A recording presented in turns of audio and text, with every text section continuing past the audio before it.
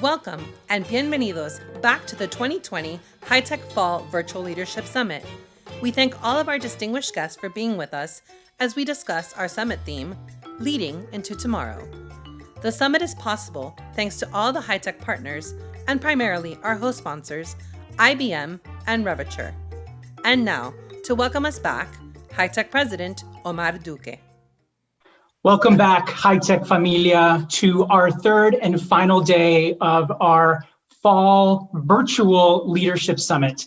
I hope you've been enjoying our programming so far. I got to tell you, it's been amazing to see the engagement in the networking sessions, in the chat feature, and through our Q&A.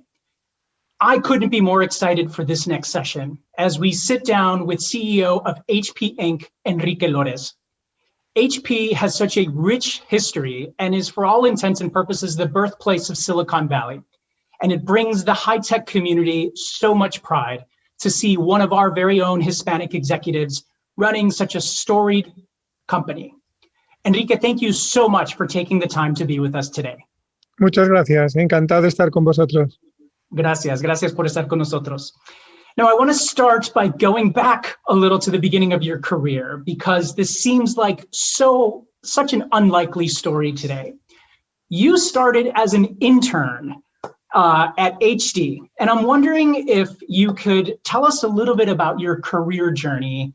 And I also hear there's a great story about you and a payphone at the San Diego airport. So, yes, you are right. I joined the company as an intern. And it's going to be about 31 years ago now. And I joined the company because HP had a program to bring European students to the US because they wanted that type of diversity at that point.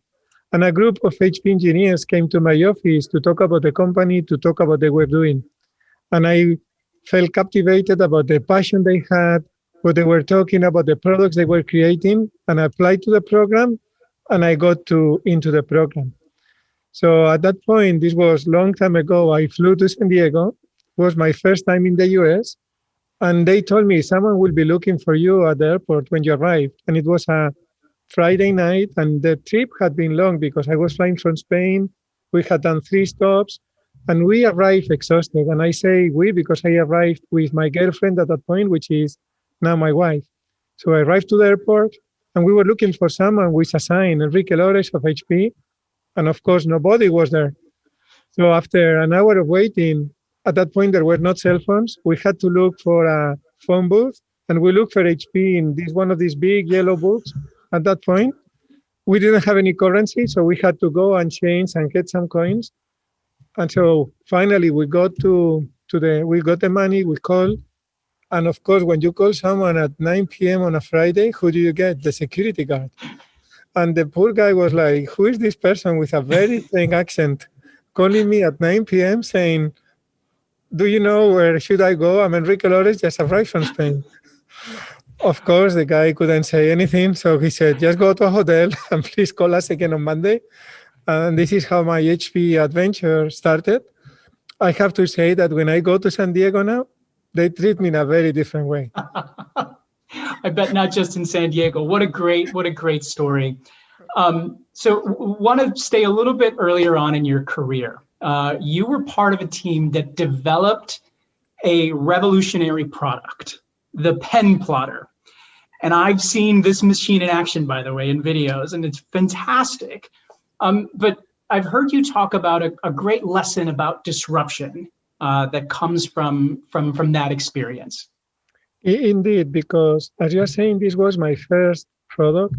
And there is something about the first product you work on as an engineer that you will never forget. And this was really an amazing machine that had incredible performance, and that we were all like looking at it like if it was our son or our daughter. The next product I worked was the first inkjet plotter that made that previous product totally obsolete. And my key lesson was, in the technology space, you need to continue to reinvent, and you need to learn how to disrupt yourself, because if you don't do it, someone else will. And this has been a big, big thing in my whole career, because from that first lesson of having to disrupt something that you had created and that you felt was the best thing that could have been done, there is a lesson there that applies to almost any business, any category, in any part of the world, that as leaders, we need to always have in mind. If we don't disrupt ourselves, someone else will. Yeah, what a great story. You recently celebrated your first anniversary as the CEO of HP, so congratulations. Mm-hmm. What a year. Yes. It's possible that this might be the most eventful year of any first year for any major CEO. So I'm wondering, what was the honeymoon like? Was there a honeymoon? And walk us through these last 12 months. Obviously, a lot has happened, but as a leader, walk us through some of the things that you've had to see and some of the pivots that you've had to make in such a short amount of time. Yes, I would say, yes, I did have a honeymoon, but the honeymoon lasted for 3 days. Between the day I became the CEO and the day the hostile takeover started. As you are saying, this year has been a year full of events. From hostile takeovers, activist investors, internal transformations, the pandemic, all the issues we have seen on social instability, systemic racism in many parts of the world, political instability, and big changes on the global landscape. So I think has been a year full of things, but also have been a great year to learn. The way I describe this to my team is like when you join the Marines and they send you to boot camp for a few weeks. I have been in boot camp for the last 12 months.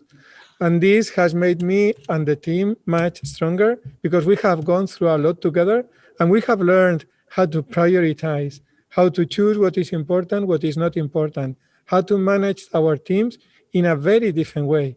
If you had asked me 4 months ago that we were going to be able to manage the company working remotely, I would have said, no way. Yeah. But we have done it for the last 6 months. We have done it successfully. And we all have learned how to use technology to replace proximity, to stay even closer to our employees than what we traditionally do. So a year full of events, but also a year full of learnings with a lot of opportunities to do better in the future. Yeah, I'd love to maybe double click a little bit on the pandemic and maybe dive a little deeper into some of those lessons that you talk about. Obviously, this is something that has disrupted everybody's world, right? And everybody has sort of had to deal with this in their own way, as individuals, as leaders, as companies. What are maybe the top learnings that you've seen from HP? And maybe talk to us a little bit about the things that HP is doing to help enterprise and to help the world really at this time. I think the pandemic is having a profound impact on the world and also in HP as a company, and is impacting us in many different areas. From a business perspective, it's showing us areas where we have more opportunity than we thought, where we are going to be able to continue to grow and to create more value to our customers, and other areas where probably we need to reinvest because the world is moving in a different direction than we were expecting. But it's also showing us that there is going to be a very different way of living and working after the pandemic. We all have learned that it is possible to stay very close to employees, to customers and partners without having to fly to the other side of the world to meet them. And we have seen that we can even improve employee engagement doing it remotely. We are also seeing that many of the fundamental beliefs that we had before on how the world was going to operate and that we have used to design our company, for example, from a supply chain perspective, are going to change. And that we cannot have so much dependency from a few countries, because if this country is locked down, this has tremendous implications on us as a company. So as we look across the company, from our business to how we manage it internally to our infrastructure, big changes are going to be happening, but we look at it from a very optimistic perspective. We think when this amount of change happens, is an opportunity for strong companies to become stronger. And this is what we are going to be doing within HP. And this is the opportunity that we see going forward. Great. You talked a little bit about maybe making some adjustments in supply chain. I know that you've done a lot of work and have been very outspoken around sustainability. I'm wondering if you could share with the community your thoughts on sustainability, and also your thoughts on diversity. I know that you've been very vocal in light of the racial inequality in the US and globally. You've been very vocal on the Black Lives Matter, and wondering if you could share your thoughts on what's happening and how we as individuals and as companies can do more and be better. Yes, and let me start by saying that first, for us, this is a key priority. This has been a fundamental part of the HP culture since the company was founded 70 years ago. But we also acknowledge that much more work needs to be done going forward because every day we learn about many other things that need to be changed. When we think about sustainability, we think about it from three perspectives. We think about people and what do we need to do to stand for people, for human rights, and to protect them, both inside the company and outside the company. We think about the planet and what impact can we have in the planet from an environmental perspective, both with the materials we use in our products, for what recycling programs we put in place, for what actions do we do with working with our different partners around the globe. And finally, we think about community. What impact can we have as a company in all the communities where we serve, where we have a large presence?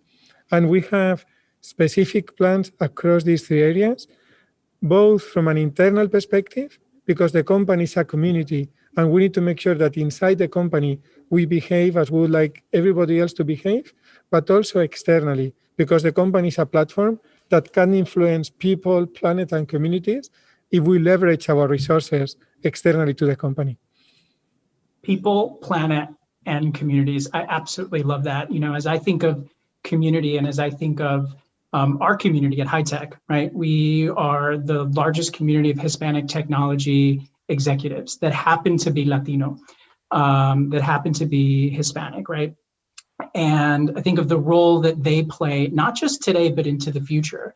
And as I think of, you know, the leadership that you've had very specifically and very recently as it relates to diversity in boards, right? We have at HITEC a significant number of Hispanic technology executives, and we continue to push to get them into the C-suite, which is why we were so excited when you became the CEO of HP. But also that next step, right? And really leverage their experience, their background, their diversity of experience and thought into the boardroom. I know that we have a lot of work to do there. And you've been very active in California on this issue. Can you talk to us a little bit about why you think diversity is so important and how companies should be thinking about the role that diversity plays for their opportunities for growth? Yes, we think that diversity is fundamental, not just because it's the right thing to do, but also because it's absolutely needed for the business. When we talk about diversity, we really talk about having different perspectives, different ideas, different levels of education, different backgrounds that will allow us internally to represent better what our customers are going to be expecting from us. And when we think about the board, we think is bringing that diversity to the board is absolutely critical. And again, it's not only about gender or race or sexual orientation or religion, it's about difference in skills, differences in knowledge, people that has a business background, people that has a technology background, people that has lived in Asia, people that have lived in Europe, and having this diversity of experiences and skills is really the best way to make sure that our ideas are better and better every time, and over time will make us a better company. We strongly believe that it is not necessary to choose between the short-term goals and the long-term goals that usually are associated to diversity or sustainability. We think it's possible to do both. We think it's possible to deliver great results to our shareholders and at the same time take care of all of our stakeholders. And this is what we are doing from the company. That's great. Thank you for that answer. You talked about short-term goals and long-term goals. I wonder, as a leader, as the CEO of HP, what do you want HP to be known for in the next 5 to 10 years? I like HP to be known for what it has been for many years.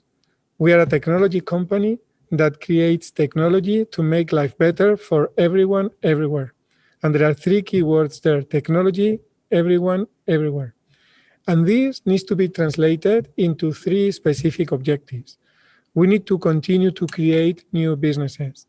It's not only about leading the businesses where we are, which is incredibly important, and we need to transform and change them, but we need to create new businesses to grow into new areas. We also want to be seen as a school of business leaders, a place where people will come to learn, will stay in the company, may go to other companies, but it's really a place where people will be able to learn.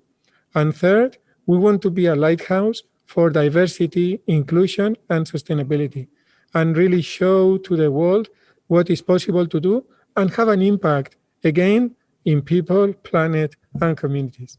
Yeah.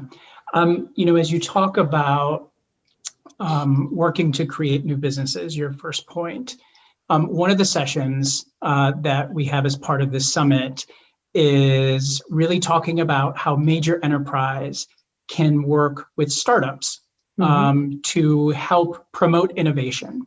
And I'm wondering if you could share some thoughts or share how HP or how you think about the opportunities to work with the startup community and what needs to happen in order to create that ideal environment for true innovation. I think true innovation happens when you work in the intersection of understanding where customers are going to go and what customer problems we are trying to solve, understanding where technology is going to go, and then identifying what is possible between both, what is the intersection between these two worlds.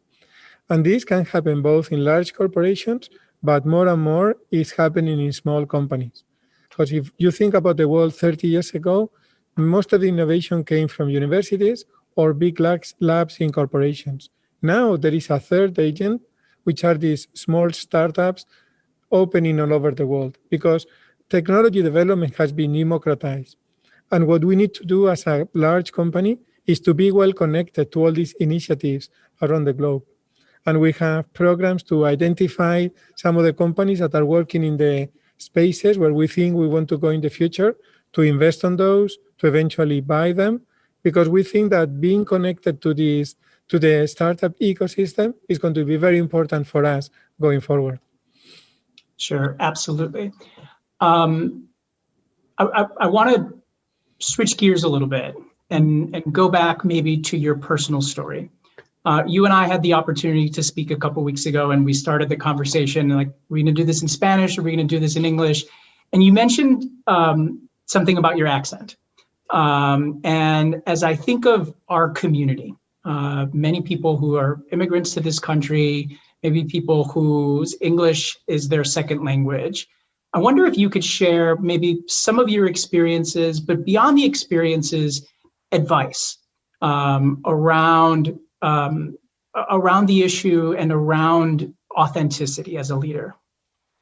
Yes, I think what is important for us, for all of us as Latinos, in terms of how do we integrate or not integrate, is really to realize that we are different, and it's good to be different, and that we need to maximize the value that this difference brings, to really bring different perspectives, bring new ideas, and also to be authentic. Because if you want to be a leader in a company these days, people need to trust you, and to gain trust, you need to be authentic. You need to stand for who you are, what you believe. And yes, you may not have noticed, I have a little bit of an accent, but it's okay to have an accent. This is who I am. This is what I stand for. And again, this is what makes me different. And this is what makes me special. And you don't have to search for a payphone anymore at the San Diego airport when you go through. Exactly. Thanks to technology, we all have cell phones, and I don't need to look for a payphone anymore. Let me tell you, the best part of the story is there was a bar open when I was looking for coins, and I asked, do you have a quarter to put in the machine? And they thought I was asking for a glass of water. So they gave me a glass of water. So sometimes accent can get in the way of getting what you want, but despite of that, it's okay to hide. I think that's really that's such a great story, because I think that so many of us have had some sort of experience like that, right? Especially as immigrants coming here. Obviously, day 3 as CEO was the situation with the takeover. I wonder, what if you could share some high-level takeaways as a leader going through something as massive, as potentially disruptive, and maybe talk to us a little bit about that experience and lessons learned, and potentially some advice to, not that we hope that anybody will find themselves in that same situation, but we all face difficult challenges and situations, and I think we all need to be prepared for the unknown. I think probably the key lesson is the need to be very objective and to look at the CEO of a public company, to look at the situation from the same perspective that our shareholders will look at it. And the need to not just to do what you think is better for you or for your management team or for the company, look at it from a shareholder perspective. And this is what we did. We analyzed the situation very carefully. We analyzed both our plan and the offer that we were getting. And we, as objectively as we could, analyzed that, understood what was good, what was bad about it. And then based on those facts, we made a recommendation to our shareholders. And having the ability to do that analysis in an objective way was incredibly important and gave us incredible strength to stand for what we thought was the right thing at that time, which time has proved that was absolutely the right decision to make. Yeah, thank you for that. As I think of the current state where we are, and going back, we touched a little bit about this around the pandemic, but that we're still very much in this global pandemic.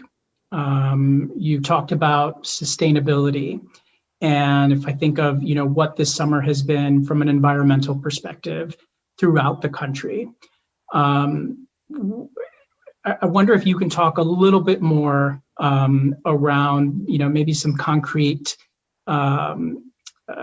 solutions or ideas around sustainability. I know that you guys have these recycling programs for some of your products, but it just feels like it's such an incredibly timely and important issue, especially given the wildfires in California, the storms in the Gulf. 2020 has been just so crazy, and I think it's something that we should all really be focused on. Yeah, we think it's incredibly important for the world, but also incredibly important for the company. And we are driving it by embracing it in the way we do business. So let me share a few examples. In the print space, consumers usually associate printing with a non-ecologically friendly activity, because you are printing, which means you are cutting trees to transform them in paper. This, first of all, is factually not true anymore, because the majority of the paper comes from forests that have been planted to become paper. But second, we wanted to turn it around, so we created what we call forest positive printing.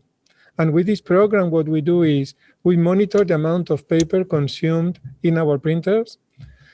We estimate the amount of that paper that is coming from non-ecologically friendly forests, and we plant trees working with an NGO to compensate for the paper that has been used. So we really think it's not only that printing is bad. Today, printing more means there will be more trees in the planet. So I shouldn't feel bad about printing that extra paper. No, not at all. Second change we have done is consumables that have plastic are an important part of the impact we have from an environmental perspective. So we have launched a program where we monitor the amount of ink that you use. We send you a cartridge. When you have run out of ink, you send your cartridge back, and we make sure 100% of the cartridges are recycled. A very important change from that perspective. And then another example I love is in our PC space, we are using ocean-bound plastic to create our PCs. And this is removing a lot of plastic that would have gone to the ocean and now is going to our PCs that eventually will be recycled again. So across the board, we have a lot of initiatives to improve or to mitigate the impact that we have in the planet, and more initiatives will be coming through the years because, again, we think this is really a critical part of our strategy going forward. Yeah, of course. And so as I think about the future, and one of the things that that we do at HITEC is, we're very committed to developing the next generation of Hispanic technology leaders. And part of how we do that work is through our foundation, the HITEC Foundation, that works to support young Hispanic college students with scholarships, internships, and more importantly, mentoring.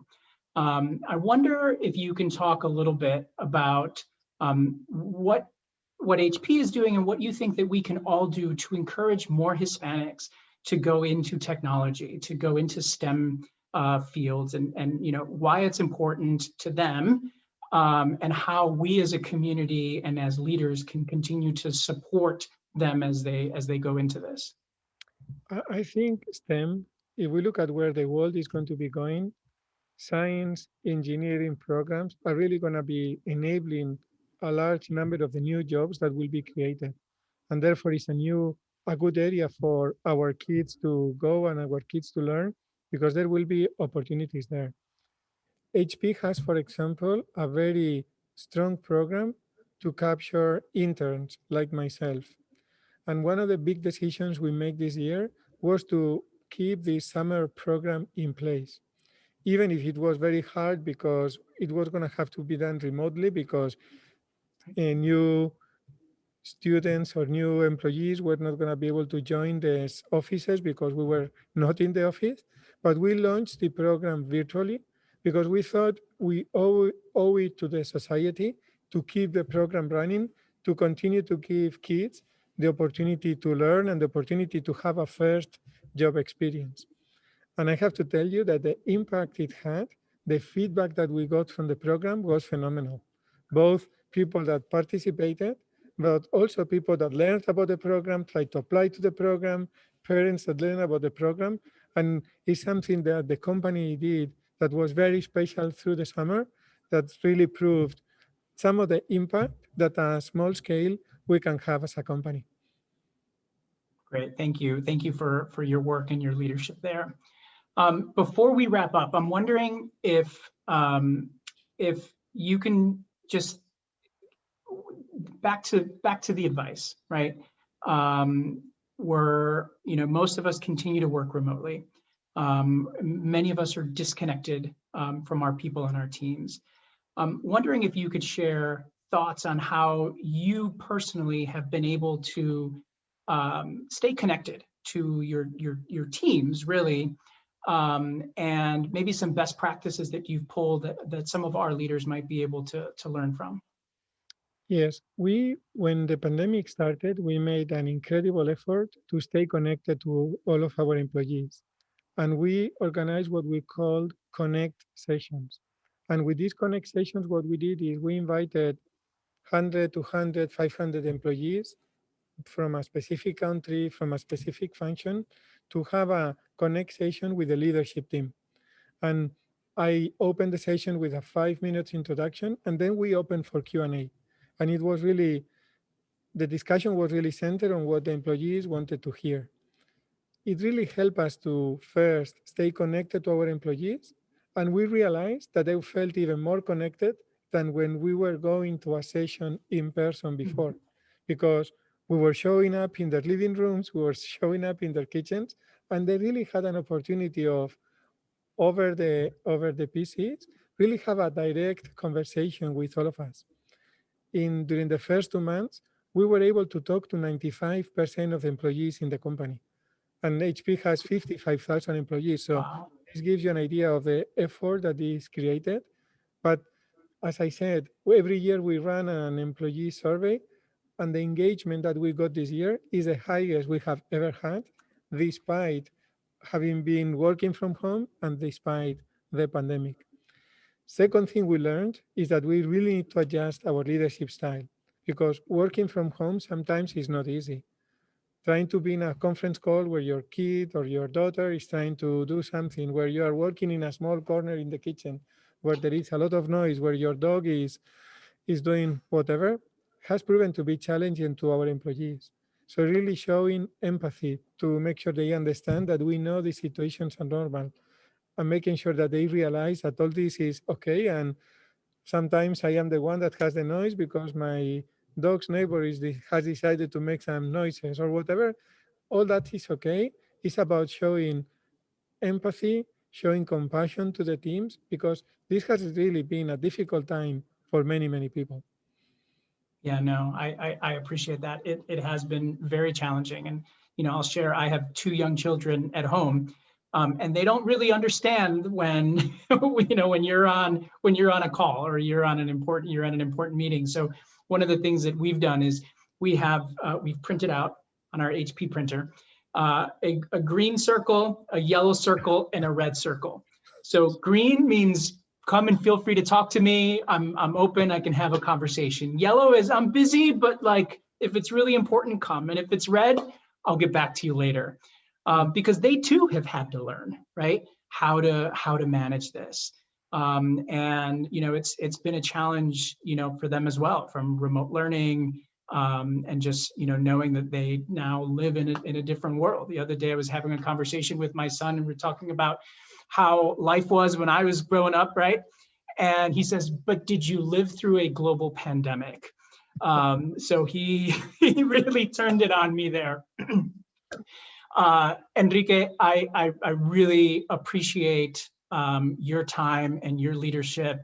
I look forward to the day that we can get together, hopefully in HP at some point in the near future, and get together in person and share ideas in person. Appreciate everything that you've done and continue to do. Appreciate your leadership. Is there any final thoughts that you'd like to leave the HITEC community with? I think it's probably the importance to stay optimistic. As I was saying at the beginning, yes, we are going through difficult times, pandemic, economic crisis, global instability, systemic issues from a racial perspective. All of them are true, but they are also giving us the opportunity of doing something good, of if we focus on the right things to create a better world. And we need to have confidence that this is what we all together will be doing. So staying optimistic is the most important thing that we can do as leaders. Thank you. Thank you, Enrique. Thank you so much. And we look forward to being able to get together in person soon. Thanks for your time. Bye-bye. Thank you. Bye.